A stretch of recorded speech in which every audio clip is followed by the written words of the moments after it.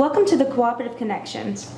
I'm Mayla Trash, Communication Specialist, and your host today. We're diving into an important topic, and that's the new rate adjustment coming in January 2025. We know that changes to your electric bill can raise questions, and we're here to provide answers. Joining me today are two key leaders of Lumbee River EMC, our CEO and President, John T. Locklear, and CFO, Daniel Leonard. They'll walk us through the reasons behind the rate change, what it means for you as a member, and how LRMC is working to support its community through these changes. So let's get started and uncover what's behind the numbers, what's ahead for our co-op, and how we're working together to power a brighter future for everyone. One of the main concerns members have when hearing about a rate increase is how it will directly impact on their personal cost. Can you share some details about what the typical member might expect to see in their bills once the change is implemented? No, I'll take that one, Mahala. I think so the previous rate that we had that was in place for 2024 was 10 cents a kilowatt hour. And that was effective as of January 1 of 24. And this one's going into place for January 1 of 2025. And the new rate is $11.25 a kilowatt hour, 11.25 cents. And so what you can anticipate with that being said is for every $1,000 or every 1,000 kWh that's consumed or used, you can expect about a $12.5 increase in your bill. And obviously, so the cold months, when January, when you're using more kWh and those types of things, your bill is going to be a little bit higher per kWh than it was in previous years, but it will go back down as an increase amount in some of the more shoulder months like your Aprils, your Mays, where it's a little more mild in the weather. And so that should be what the members should expect to see is about a 12.5 cent or $12.5 increase per 1,000 kWh. So I just want to make sure the rate change will take place January 1st, 2025? That's correct. All bills effective after January 1, 2025. Yeah. Time is key, and members may be wondering why this is happening now. Could you explain why it's necessary to make these adjustments now rather than delaying it? Sure. So without the change that we've had that's going into 2025, there's been a lot of cost pressures on us from a cost of power perspective. And this is not a new topic for us. This is something that we've seen over the last several years in an inflationary environment that we're in right now with energy costs. And, we've got essentially locked in contracts that we have for our cost of power that continue to go up year over year. And so to be able to get ahead of those costs that we know are going to be in 2025, we have to be able to have the rate that's going to combat those increased costs. And one of the things that we look at is we work with North Carolina EMC, which is the entity that purchases power through Duke for all the co-ops in the state of North Carolina. And so we're working closely with their financial department as they're projecting financials, as they're projecting increase in the power costs. We're working closely with them. So the timing that we have for January 1, 2025 really aligns with the information that we've gotten from statewide about our cost of power going up for the year 2025.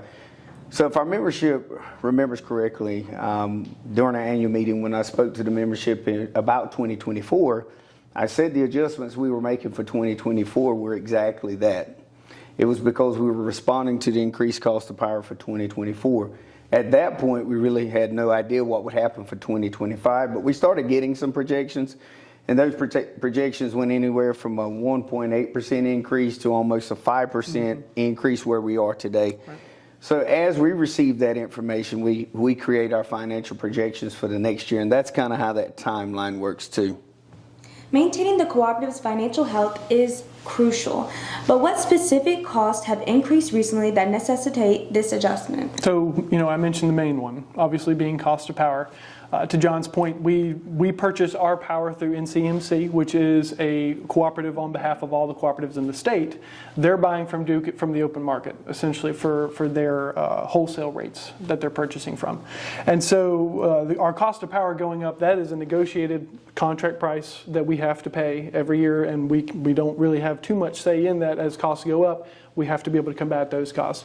Our power bill to NCMC that we receive, the part we have to pay every month, that can range, $8 to $9 million on average on a month. They can get as high as $13 million, right, for a single month. for our piece that we have to be able to pay. That's a very expensive bill. So you're talking, over $100 million a year in our cost of power side that we have to be able to pay for just to provide the energy downstream to our membership and take it all the way to where they flick the light switch, it comes on. And so that's one major piece of our costs going up is cost of power increases that we've seen, for the last several years to the point now where we're at, where we can no longer just absorb it. We have to be able to do something about it. And then the other thing we've seen is increased construction costs. We've had quite a bit of tremendous amount of growth on our system the past several years especially, and so we have to be able to put equipment and infrastructure in place to serve those places. Well, that infrastructure over the last 3 years has gone up tremendously. Wires, poles, transformers, meters, all of that has gone up anywhere between 50% on the low end to over 100%. In just the last 3 years. And so, a substation, building a substation used to cost $2 million. Now it's almost $6 million, right? It is tremendously increased in cost. And so we have to be able to pay for all these things without, over leveraging ourselves with debt, those types of things to kind of balance out all of our financial health performance ratios. We know the rate changes are happening across this industry. Is this increase in line with what other co-ops or utilities are experiencing, or is Lumbee River EMC facing unique challenges? Oh, absolutely, Mayla. It's in line with every co-op in the state, municipalities, Duke itself. But as I sit on the board for North Carolina EMC and I meet with a lot of the CEOs across the state, that has been the ongoing discussion amongst our group for a little over a year now, because some co-ops have already made adjustments, just like we made adjustments, and then they're coming back to the board saying, hey, we need to make another adjustment because what we projected as an increase we thought was sustainable, but now we realize with the increased cost of power, we've got to adjust again. There are some co-ops in the state that are adjusting their rates every 6 months. Yeah. There are some that are adjusting their rates monthly. I would say everybody feels the pain of the cost of power. We don't generate power as Lumbee River EMC. We're a distribution co-op, so we take the cost of power that we've already incurred and we distribute it to our membership. So we have very little leverage to control when it comes to the overall cost. And that's where North Carolina EMC, just like Daniel previously said, that's where they come into play with that negotiation of that power supply contract. And then we take our portion of that cost and we distribute the power to our members and we charge our members for that. So as that lever goes up, cost of power our costs have to go up with it. If that lever ever comes back down, then obviously we can make adjustments when that time comes. But over the last 2 years, it has only gone up, and it has gone up more than predicted. Yep, quite a bit. And I'll actually add to that. I've had conversations with a lot of other CFOs across the state of North Carolina, a lot of other CFOs across the U.S., and they're all experiencing the same things at all the other utilities that I've talked to. The costs are continuing. Even if they just did a rate increase not long ago, they're turning around and having to do another one again, to John's point, as the costs have gone up more than what we even anticipated or prepared for. Every municipality in the state of North Carolina was notified earlier this year because they have their power negotiated through an organization called Electricities. They were notified through Electricity that they can anticipate a significant increase in their rates. So even municipalities, everybody's facing the same dilemma. That's right.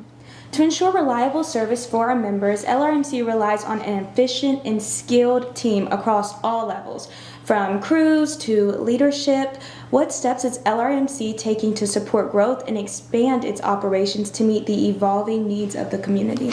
Well, Mahela, as the CEO of Lumbee River EMC, I am honored and privileged to be able to lead a great organization filled with great people that love what they do.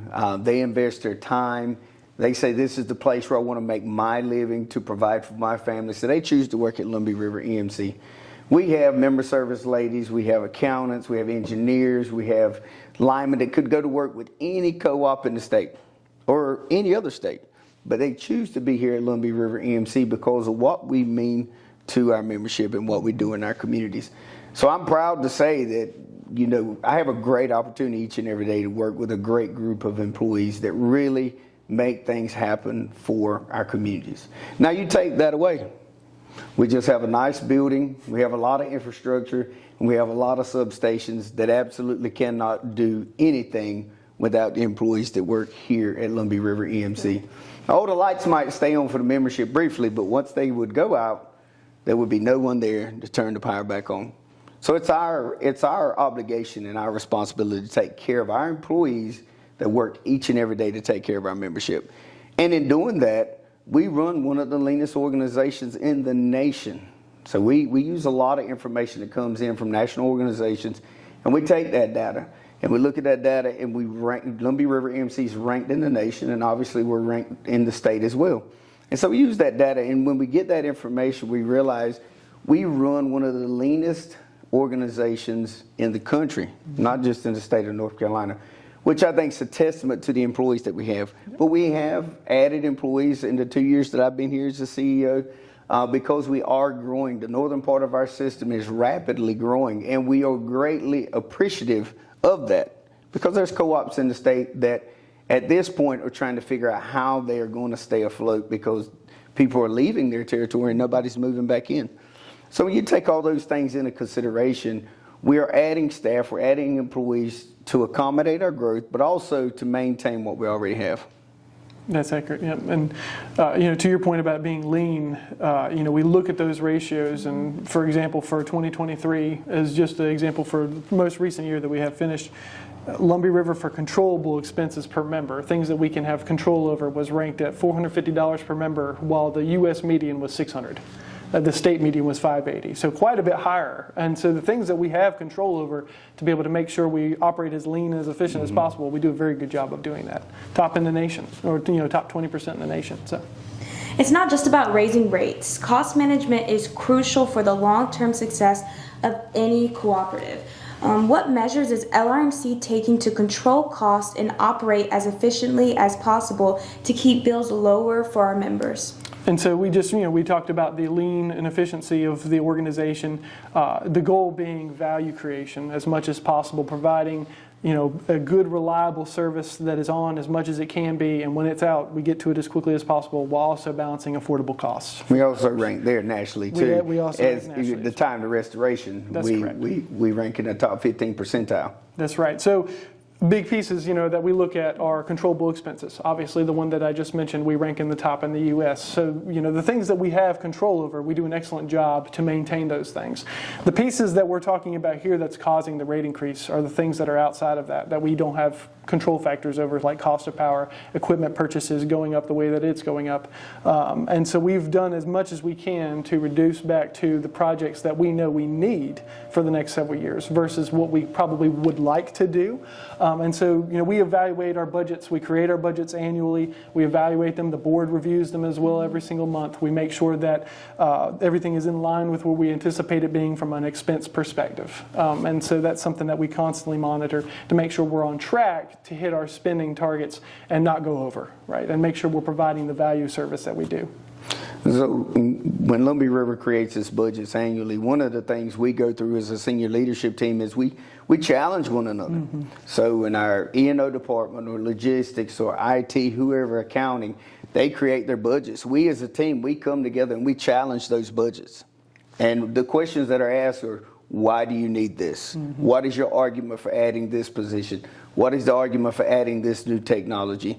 We want to challenge that so that when we do bring our budget for 2025 and we brought it to the board, we were prepared to answer any question that they might have.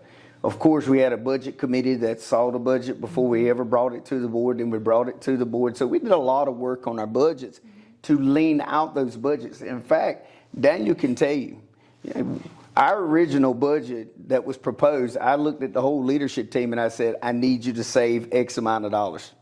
Yep. And they went back and they cut budgets and they saved it simply because I knew going into 2025 we would have to raise our rates. I didn't know how much we would have to raise our rates, but I knew the cost of power was going up and I knew we would have to accommodate that as an organization. So I said, anywhere in your budget, if you can save, let's save. Yeah. And so they did that. In fact, Daniel got a nice nickname for the budgeting process that I will not share with the membership. But I thought it was a cool process. The board did a really good job of asking those tough questions on behalf of the membership. Why do you need these things in here?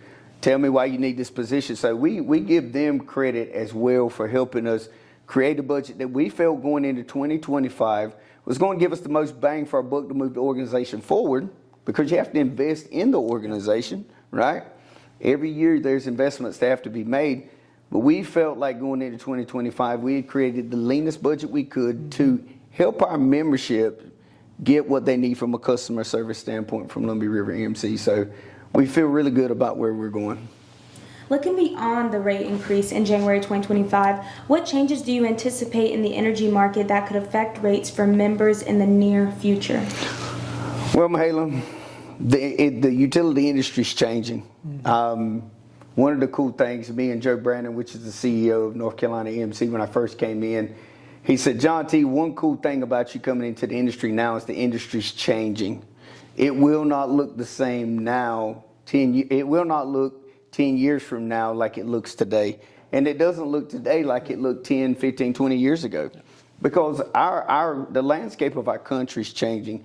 The demand for energy, the demand for utilities in the country is as high as it's ever been since World War II.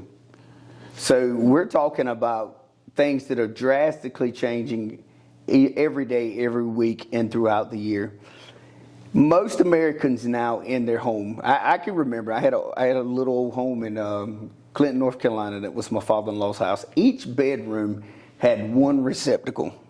It might have had two, but if you look at homes that are built now, most bedrooms have 8, 9, 10 receptacles in each room because we plug in and we consume so much power and so much electricity as consumers. I'm a consumer. You're a consumer. I'm a member of Lumbee River EMC. This is my home. These are my territories. So the things that happen in Lumbee River EMC are very personal to me as well. But the demand for energy is growing, and it's rapidly growing. So the experts in our industry, what they're working on every day is how do we keep up? There's a push to shut down carbon-fired plants. So we're replacing those carbon-fired plants, which Duke's replacing those with natural gas plants. There are small nuclear reactors that are in the planning stages now that would be built in the state of North Carolina. So we're trying to become a more efficient utility industry. We're trying to become a cleaner utility industry, but the demand's also growing. So as you have those two things that are moving at the same time, cost continues to rise. There's no way around it. Mm-hmm. So what we're doing at Lumbee River EMC, along with North Carolina EMC, is we're trying to keep up with the trends that are happening. So the demand in energy is not going to change. That's not going to slow down. The ways to generate power has to change. It has to become more efficient, and we've got to have more of it. Yeah. Like I said earlier, at Lumbee River EMC, we don't generate power. Mm-hmm. We're a minority owner through North Carolina EMC of the Catawba nuclear plant in South Carolina. But we as an organization, we don't pull levers every day that say, okay, we're going to generate this power and this is how we're going to distribute this power. We don't have those things in place. But we do take the power that is generated, distribute it to our members at the best and lowest cost possible. But we're in a changing industry, and I don't foresee, just with the experts that I have the privilege to meet with, the meetings that I sit in, I don't see the cost of power changing or decreasing over the next 5 to 10 years. I hope I'm wrong. Yeah. I hope I'm wrong, so we can take all the decreased costs and we can pass it on to our membership. Mm-hmm. But just as far as how we're projecting for those costs to continue to increase.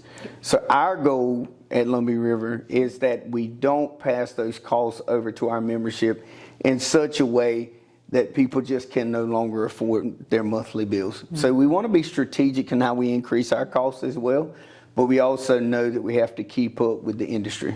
Yep. That wraps up today's episode of The Cooperative Connection. We hope this conversation has given you a better understanding of the upcoming rate adjustment, why it's happening, and how LRMC is committed to supporting our members every step of the way.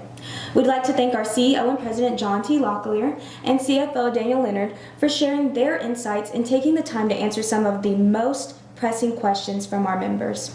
Remember, if you'd like to learn more about the rate adjustment, explore energy saving tips, or find assistant programs, visit our website at lumbyriver.com or reach out to our member services team directly.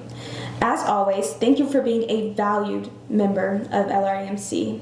Until next time, stay safe, stay informed, and stay connected.